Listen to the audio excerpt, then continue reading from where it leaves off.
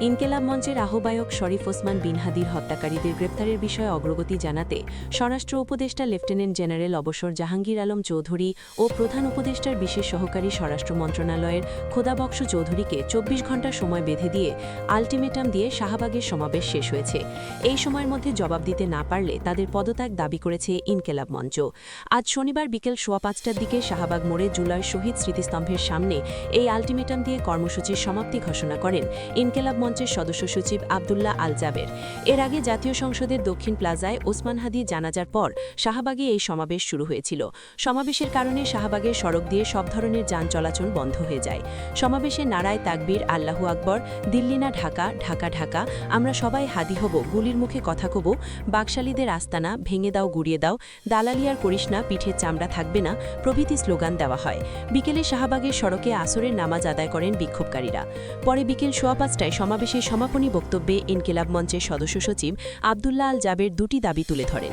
তিনি বলেন, আগামী ২৪ ঘণ্টার মধ্যে স্বরাষ্ট্র উপদেষ্টা জাহাঙ্গীর আলম চৌধুরী ও সহকারী উপদেষ্টাকে জনতার সামনে এসে বলতে হবে গত এক সপ্তাহে তারা কতটুকু এগিয়েছেন।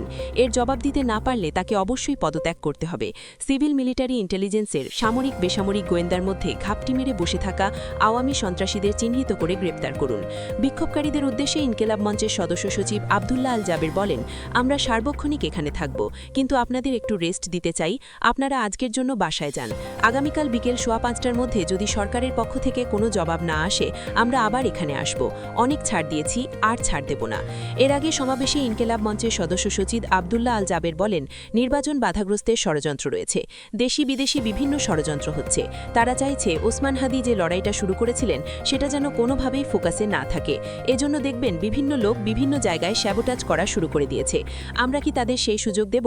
আমাদের প্রথম দাবি হচ্ছে খুনিদের গ্রেপ্তার করা, এরপর সব আলাপ শুরুই হবে খুনিকে গ্রেপ্তারের মধ্য দিয়ে। এর আগে কোনো আলাপ চলবে না। দেশের সার্বিক পরিস্থিতি নিয়ন্ত্রণের জন্য সবাইকে শান্ত থাকতে হবে উল্লেখ করে আবদুল্লাহ আল জাবের বলেন, বাংলাদেশের স্বাধীনতা সার্বভৌমত্বকে আর দিল্লির কাছে বর্গা দেওয়া চলবে না। আমরা দেশের স্বাধীনতা সার্বভৌমত্ব ও স্থিতিশীলতায় বিশ্বাস করি।